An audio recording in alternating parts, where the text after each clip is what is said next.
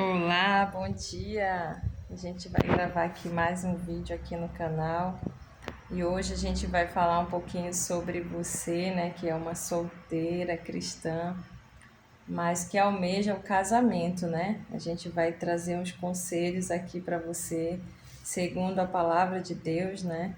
Que é a palavra de Deus que vai lhe orientar sobre os deveres que você tem que cumprir no casamento, né? Porque muitas vezes você pode estar aí querendo casar, mas ainda não entendeu, né? O que você vai, como é que vai ser no seu dia a dia no casamento, né? E aqui está escrito na palavra de Deus, Tito, capítulo 2, versículo 3, né? Diz assim: semelhantemente ensine as mulheres mais velhas a serem reverentes na sua maneira de viver, a não serem caluniadoras nem escravizadas a muito vinho, mas a serem capazes de ensinar o que é bom. Assim poderão orientar as mulheres mais jovens a amarem seus maridos e seus filhos, a serem prudentes e puras, a estarem ocupadas em casa e a serem bondosas e sujeitas a seus maridos, a fim de que a palavra de Deus não seja difamada. Então aqui ele vem dar um conselho, né, para você que é uma jovem solteira, né, cristã. Aí ele fala aqui que as mulheres mais velhas vão ensinar as mais novas, as mais jovens, a amarem seus maridos e seus filhos. Ou seja, a mulher, a partir do momento que ela casa, ela vai aprender uma outra maneira de amar, né? E é um amor, primeiro, que é um amor doador, né? Esse, no decorrer do casamento, a gente vai aprendendo, né? Porque quando você é solteira, o que acontece? Você tem todo o tempo para cuidar das tuas coisas, para cuidar dos teus assuntos, né? Para fazer você ficar mais tempo na igreja, né? Fica com as amigas, irmãs cristãs, né? Então você dedica mais tempo à obra de Deus, né? Você que é uma solteira cristã, né? Que você dedica mais tempo à obra de Deus, aos teus estudos, né? Você sai para passear com as tuas amigas, então você tem todo um costume de solteira, né? E aí quando você casa, você já vai ter outros costumes, como está escrito aqui, ó. Você vai aprender a amar seu marido e seus filhos, né? Esse amor vai ser um amor diferente. Diferente no qual sentido? Vai ser um amor que você vai aprender sobre ele no decorrer do seu casamento, né? Que é um amor doador. É um amor onde você muitas vezes vai ter que abrir mão das tuas vontades, né? Das tuas necessidades, às vezes, para você fazer por eles, né? E aí, pelo marido e pelo filho. E você vai se tornar o quê? Prudente e pura. Aí aqui em Provérbios fala sobre a prudência, né? Aqui fala aqui no livro de Provérbios, capítulo 16, versículo 21. O sábio de coração é considerado prudente. Quem fala com equilíbrio promove a instrução. Então aqui, quando ele diz que é para nós sermos uma pessoa prudente, pura, né? É você saber a hora de você usar as suas palavras, né? Você saber analisar, né, a hora para falar com equilíbrio e com instrução, como está escrito lá em Provérbios, né? E aqui diz assim, puras, ou seja, o teu olhar, né, vai ser todo para o teu esposo, né? A tua conversa já não deve sair palavras torpes, né? Não deve. É pura, né? Pura no teu pensamento, no teu falar, no teu olhar. E eu estarem ocupadas em casa.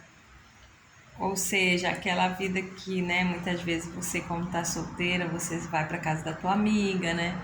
Eu falo que quando eu era solteira eu fazia isso, né? Ia para casa de uma amiga, ia para uma oração, né? Você vai para casa de um, vai para casa de outro, né? Você está solteira, então você participa de um monte de vigília, né?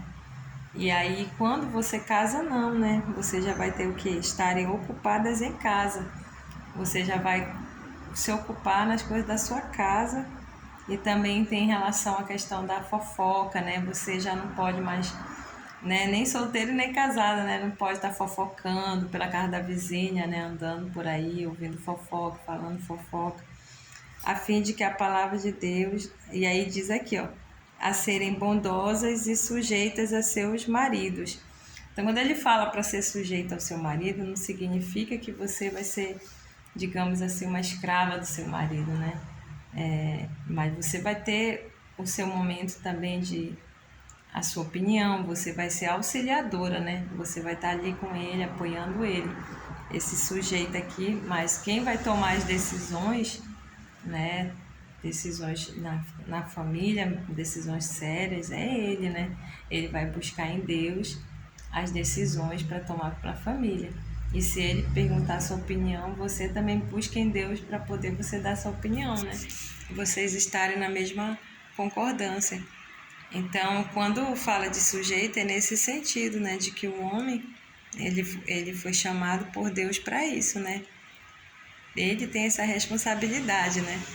É claro que se Deus desse para nós, nós também iríamos fazer, né? Porque a mulher, ela tem muita força, né? Ela tem também essa capacidade, não é que você não tenha, né? Mas você, como solteira, você já tem que pensar nesses deveres. Quando você for para o casamento, você já vai ter essa ideia, para você não chegar no casamento e se assustar, né? Ficar assustada com todos os teus deveres, com todas as tuas responsabilidades. E aí o que acontece? Muitas vezes a mulher fica deprimida, né? Fica ansiosa demais, né? E acaba que ela não faz aquilo que ela tem que fazer, né? Porque ela já se assusta, né? Ela já fica muitas vezes quer até voltar para casa dos pais, né? Quer voltar a morar com os pais porque fica pensando nos muitos deveres, né, do casamento. E esse aqui é só que a gente está explorando aqui em Tito, né, no livro de Tito, capítulo 2. Mas também a gente sabe, né, você que é uma pessoa que medita na palavra de Deus, sabe que também em Coríntios, capítulo 7, dá para fazer, né, dá para fazer um vídeo muito longo sobre ele, porque é muito profundo o que é orientado, né, aqui pelo apóstolo Paulo, né, sendo inspirado pelo Espírito Santo de Deus. Então ele fala muitas orientações assim muito profundas sobre o casamento, sobre a pessoa solteira, né? E ele diz aqui, ó, que acerca do casamento, né, quantos aos assuntos sobre os quais vocês escreveram, é bom que o homem não toque em mulher, mas por causa da imoralidade, cada um deve ter sua esposa, e cada mulher o seu próprio marido. O marido deve cumprir os seus deveres conjugais para com a sua mulher, e a mulher da mesma forma. A mulher não tem autoridade sobre o seu próprio corpo, né? Mas sim o marido, ou seja, eles são um só. Então, quando tu casas, né, tu já não vai poder ficar dizendo, eu não quero ter relação sexual contigo, né? Você tem que buscar, né, edificar o teu casamento com a questão da relação sexual, porque ele fala aqui, ó, não se recusem um ao outro. Durante um certo tempo até pode, né, para um exemplo, né, se dedicarem à oração, santificar, mas depois unam-se de novo para que Satanás não os tente por não terem domínio próprio. O que ele está falando? Que o inimigo tenta, né? Se a pessoa não tá tendo relação sexual, ele vem tentar. E aqui ele diz aqui, né? Digo, porém, aos solteiros e às viúvas é bom que permaneçam como eu. Mas se não conseguem controlar-se, devem casar-se. Pois é melhor casar-se do que ficar ardendo de desejo, né? Aos casados dou este mandamento, não eu, mas o Senhor. Aí ele fala, né, para a esposa, tudinho. Aí ele diz aqui, aí, irmãos, cada um deve permanecer diante de Deus na condição em que foi chamado, né? Aí ele tá falando aqui, ó. Tem um que ele fala assim que é um dom, né? Você casar ou não, né? Ele vai falar aqui também. Aí tá falando aqui, ó, que Gostaria de vê-los livres de preocupações. O homem que não é casado preocupa-se com as coisas do Senhor, mas o homem casado preocupa-se com as coisas deste mundo, em como agradar sua mulher, e está dividido. Tanto a mulher não casada como as virgens preocupam-se com as coisas do Senhor para serem santas no corpo e no espírito. Então, você que é solteira, né? Tá aqui, ele tá falando, né? Que você é não casada e se você for virgem, né? Para você se preocupar com as coisas do Senhor e como agradar Ele e ser santa no corpo e no espírito. E a casada preocupa-se com as coisas deste mundo em como agradar seu marido. Aí ele tá falando aqui. Quando ele fala assim, como agradar o seu marido, ele tá falando no sentido assim, das deveres de casa, né? Mas não é que a mulher casada, ela também não vai deixar de fazer algo na obra, né? Ela vai. Ela pode se organizar para ela também estar auxiliando na obra, né? Mas ela também tem que fazer os dois, né? Em casa e na obra. Não pode deixar um, né? E o outro. Tem que ser fazendo os dois também. Aí ele fala, né, que ele fala sobre isso aqui, né, que para que vocês possam viver de maneira correta, em plena consagração ao Senhor. Então, esse aqui são os conselhos, né, para você que almeja, né, para você que é uma jovem cristã que almeja o casamento. Aí ele fala aqui: o que eu quero dizer é que o tempo é curto. De agora em diante, aqueles que têm esposa vivam como se não tivessem, aqueles que choram como se não chorassem, os que estão felizes como se não estivessem, os que compram algo como se nada possuíssem, os que usam as coisas do mundo como se não as usassem, porque a forma presente deste mundo está passando. Então ele fala assim para você viver, né, ao que você tem para viver aqui, mas sem se apegar, né, porque o tempo é curto. Ou seja, priorizar o reino, né? Priorizar a salvação da sua alma. Essa é a prioridade, né? Muitas vezes a pessoa ela quer muito casar, né? Às vezes ela quer muito, né, ter um filho, às vezes ela quer muito, e aí ela acaba entrando numa ansiedade, né, por causa disso, e isso acaba afastando ela de Deus, né? Ou então numa tristeza, né, profunda, se sente rejeitado, se sente sozinho, né? E aí ela acaba também abrindo mão dela ser curada na alma dela, né? Porque para a pessoa querer ir para um relacionamento, ela tem que estar curada, né? Até falei no vídeo anterior. Porque senão, se você for para um outro relacionamento, se você for para um relacionamento e você não está curado, você é uma pessoa carente, né? Você é uma pessoa que se sente rejeitada, insegura. Se você não tiver curada, você vai sobrecarregar seu esposo, né?